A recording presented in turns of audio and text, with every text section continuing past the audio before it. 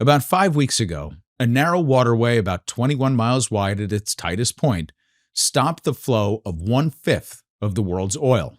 And now, even as we have this fragile ceasefire that was announced with great fanfare, the strait effectively remains closed to non-Iranian sanctioned tankers. So today, I want to discuss what this means for the average consumer, not for hedge funds or for energy traders, but for you and me. The price of food, the cost of goods, and the question that nobody in Washington really wants to answer honestly. How bad does this get before it gets better? Or maybe, does it even get better at all? I'm Max from UNFTR for the MeidasTouch. Let's get into it.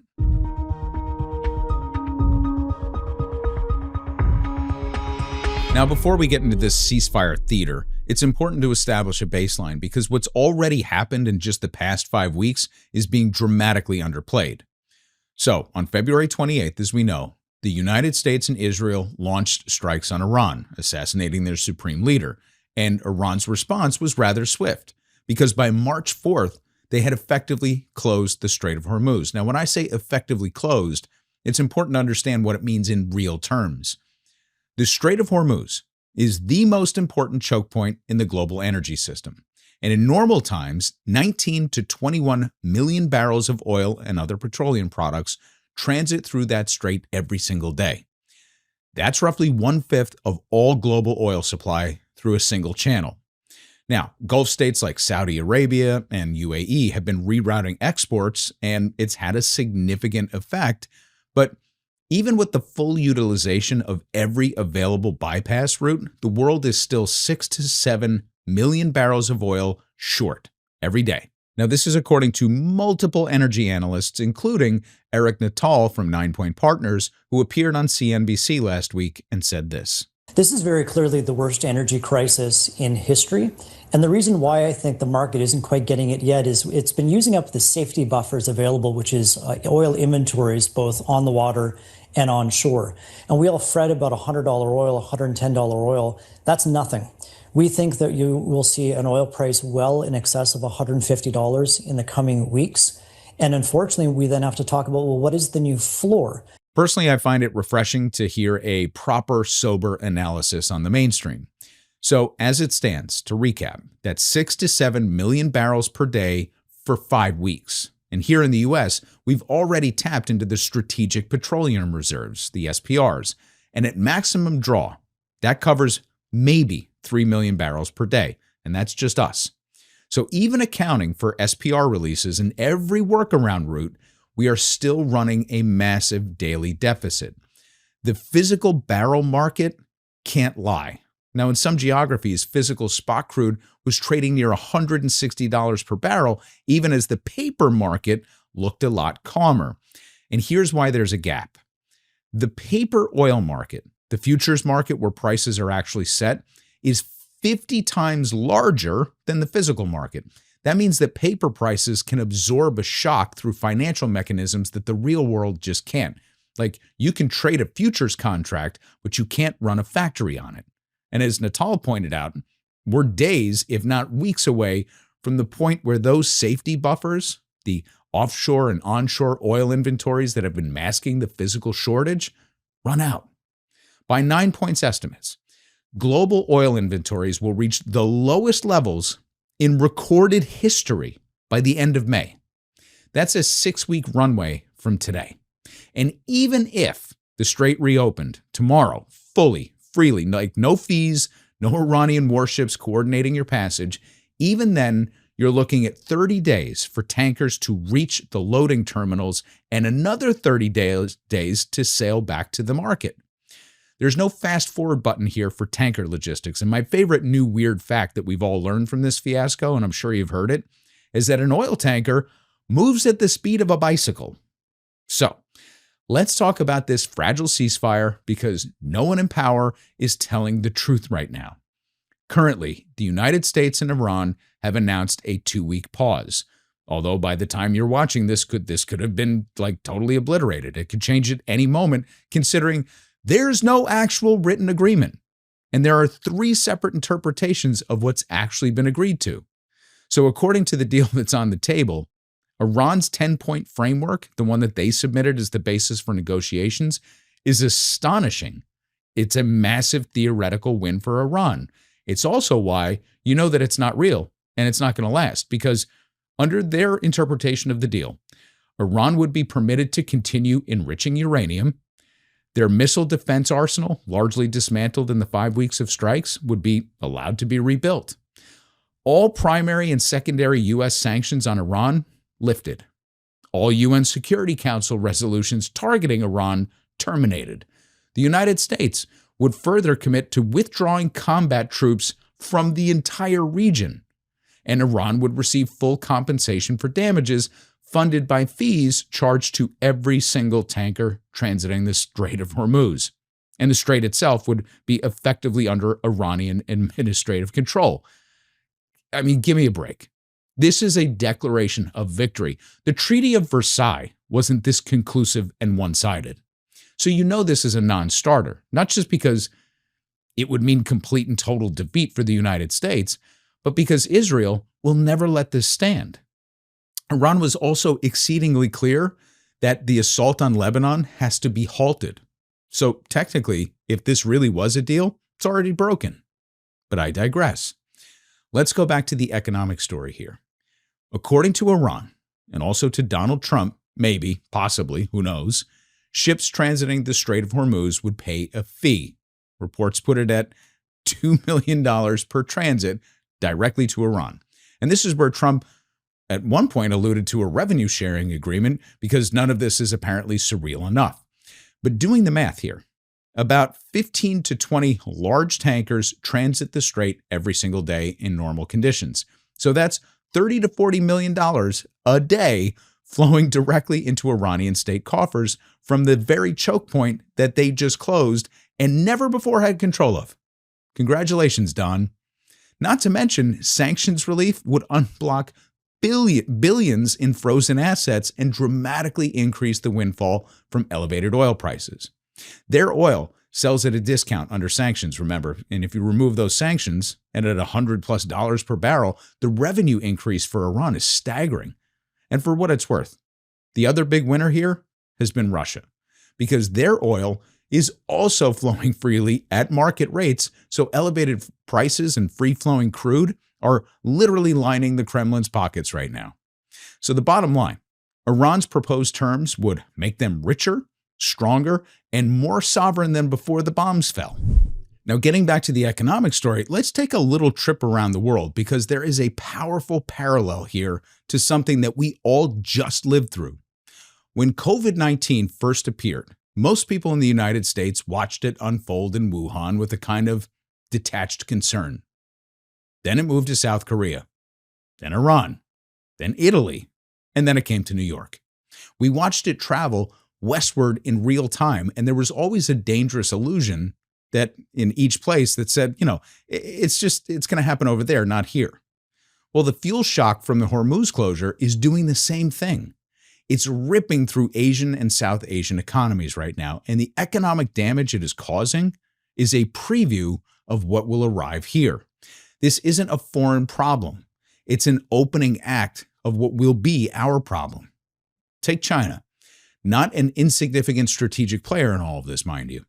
China has banned the export of diesel, gasoline, and aviation fuel entirely to prevent domestic shortages, and fuel queues have already formed outside petrol stations in major cities.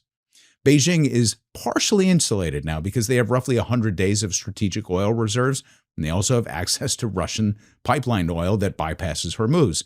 But they've still been forced into a command and control energy rationing that hasn't been seen in decades.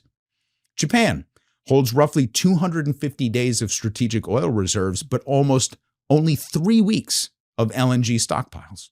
So Japan is acutely exposed to natural gas, which powers a significant portion of their industrial and their residential energy. And for the first time in 30 years, South Korea has imposed a fuel price cap. They've launched a nationwide energy-saving campaign, and they're urgently sourcing supply that doesn't touch the Persian Gulf. They're accelerating their nuclear program as well. The government is basically treating this as a national security emergency, just like India, which is the world's third largest oil importer, and roughly 60% of that oil comes through the Strait of Hormuz. And India's government has already tightened gas supply controls, deployed fuel subsidies to prevent a price pump revolt, and airlines are flying with emergency fuel because refueling abroad has become difficult and expensive. But I'm not done.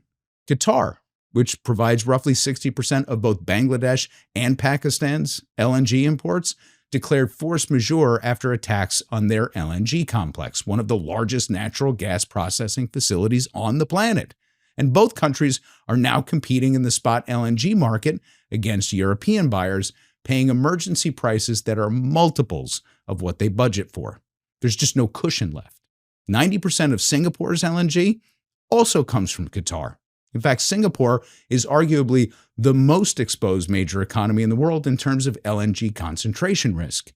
Thailand capped diesel prices, mandated work from home for civil servants, even issued public guidance asking citizens to turn up their thermostats. This is COVID in reverse and twice as bad, and here's why. When you reflect on, we're going to lose about 900 million barrels of Middle Eastern production. It's just a staggering amount. It's far in excess of what, demand destruction needs to occur to rebalance the market. And so this is going to have a very, very long-lasting impact on the energy market, on the oil market, on inflation, on the global economy. But again, due to what you asked about in the very beginning, this complacency, because people are saying, well, geez, this isn't bad. We hear about Ryanair cutting some airplanes and some gas stations in Australia running out of fuel, but we have not seen the real impact yet. And that is going to be felt again in the coming days, a week or two tops. Instead of a demand collapse cascading from east to west, we have a supply collapse cascading from the Persian Gulf outward. And it's moving faster than policymakers can even respond. So the Asian and South Asian economies are absorbing the first shock, but it is coming here without a doubt. And I want to spend a few minutes on something specific because I think it's the most important economic framing of this entire story. Eric Natal's thesis starts with this: the market is being catastrophically complacent. The reason oil prices haven't yet fully exploded is that the world has been burning through the safety buffers, the offshore and onshore inventories that have accumulated over years of stable supply. And that drawdown has masked the severity of the physical shortage. So when the buffer runs out, that paper market that's 50 times the physical market is going to be forced to reprice. And it's at that point that the analysts say that prices will move significantly above $150 per barrel. But here's the specific number that I want you to hold on to. There's an old rule of thumb in energy economics. When spending on oil and petroleum products reaches approximately 5.5% of global GDP, the economic pain becomes severe enough to destroy demand. That's the threshold where the global economy essentially breaks, where consumers and businesses can't absorb the costs and they begin pulling back. That's the mechanism of demand destruction. At today's level of global economic output, 5.5% of GDP in oil spending equates to roughly $177 per barrel. That's the price at which the global economy breaks. Now, the other side of the analysis, even after this crisis resolves, even after, let's say, the Strait of Hormuz fully reopens and tankers are back en route, after inventories rebuild, the oil market is going to be fundamentally changed because of the latent effects that need to be priced in and the damage done to the infrastructure in the Gulf states. Not to mention the new risk premium that has to be priced into anything passing through the strait. So think about what a permanent $20 increase to the floor of the price of oil does to the entire global economy. Every gallon of gasoline, every heating bill, every airline ticket, every fertilizer bag, every single transport cost for food is permanently higher, not because of a spike, but because of a structural reset. And the analysts are making another point that I think is important. U.S. shale can't just magically fill the gap. Like, we have this idea, I think, in the United States that we're energy independent, so we're going to be fine, and drill, baby, drill, and all that stuff. And we can live on our own supply, technically, if we completely redid our refining infrastructure. Anyway, for 15 years, American shale production was the world's swing producer because more than 100% of non-OPEC production growth basically came from U.S. shale. But shale's in its twilight now, so production is beginning to plateau. And U.S. shale is ultra-light crude. It doesn't yield the same high-value refined products as Middle Eastern or even Canadian heavy barrels. So you can't just substitute American shale for the oil that isn't coming through the strait. The refinery slate just doesn't work that way. And that leads us to a very scary concept, but it's really the only way out of this Trump-induced doom loop. It's demand destruction. And this is a very important concept. Demand destruction is the process by which rising prices reduce consumption. It sounds, tidy and simple when you say it that way. What it means in practice is that people stop driving as much because they can't afford to fill their tanks. Factories cut production runs because energy inputs are too expensive. Airlines cancel routes. Shipping companies idle vessels. Farmers reduce fertilizer applications and then bring in smaller harvests. Restaurants close because the cost of transporting food has become prohibited. Maybe we even have a problem funding all of those phantom data centers that we're apparently building everywhere. Demand destruction is not a soft landing. Demand destruction is a deep recession that also functions as a market solution. It's a way to fix this inherent problem with pricing. It's also one of the reasons I'm not following Fed interest rate policy as closely as I usually do, because there's almost nothing that the Fed can do on the debt side, on the interest rate side, that's going to materially change anything. So we really have to wait to see what type of intervention they're going to do from a monetary policy side, if anything. And things are very much in flux over there. So who knows? So here's why demand destruction is technically the only mechanism that can return oil prices to pre-crisis levels. Because remember, we're still 6 to 7 million barrels short every single day. And the infrastructure has been damaged, so we're not going to close that anytime soon.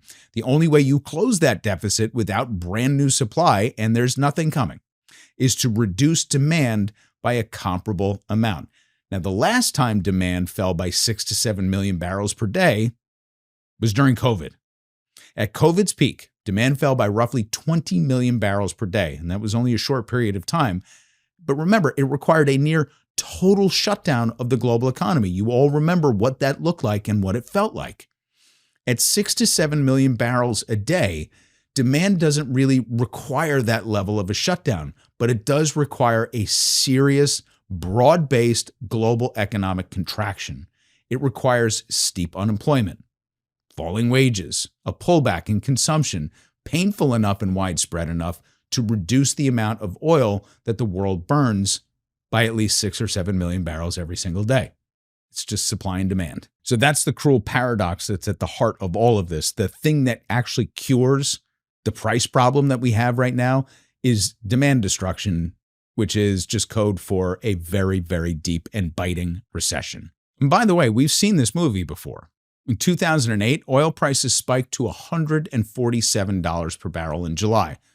It's actually a whole other fascinating story as to why, but the long and the short of it is that prices then crashed to $32 by December, and the crash partly happened because the global financial crisis destroyed demand.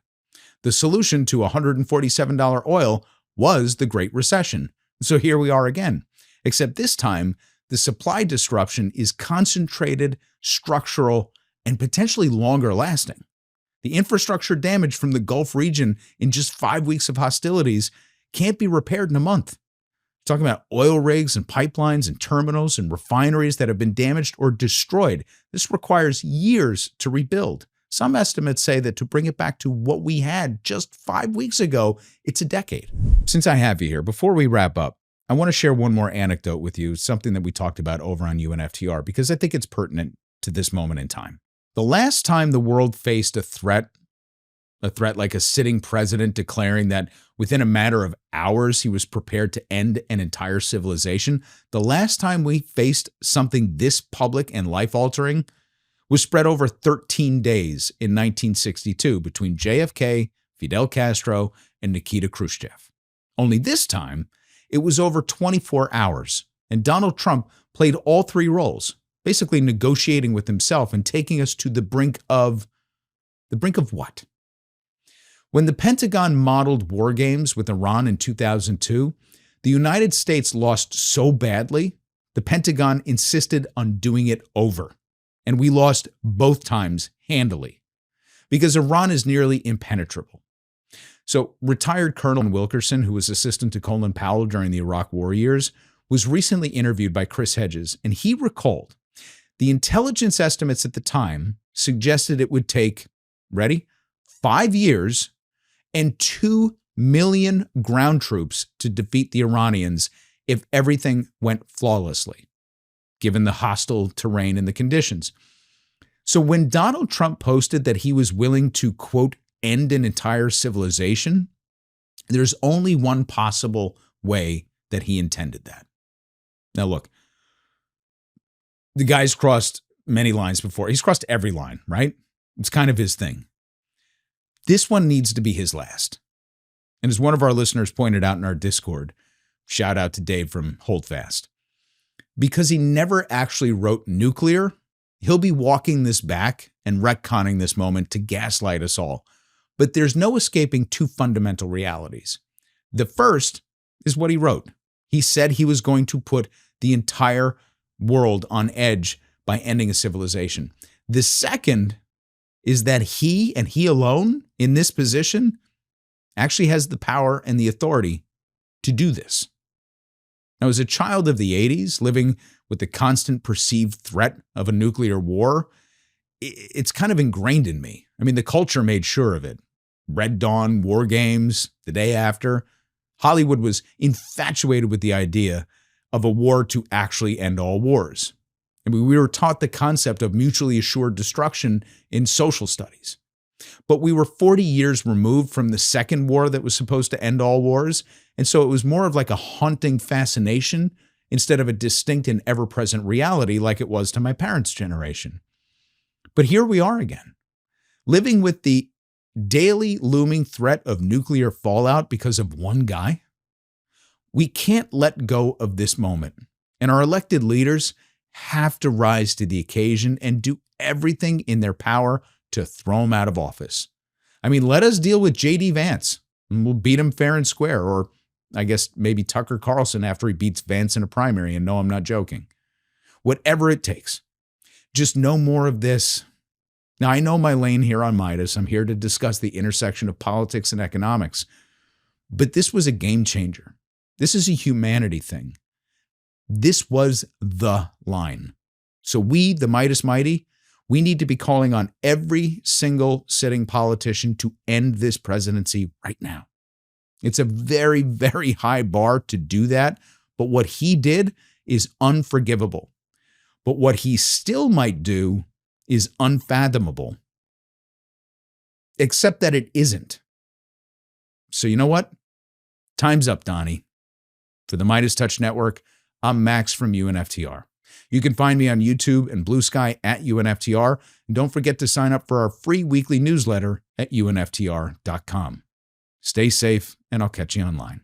Want to stay plugged in? Become a subscriber to our Substack at MeidasPlus.com. You'll get daily recaps from Ron Filipkowski, ad-free episodes of our podcast, and more exclusive content only available at MeidasPlus.com.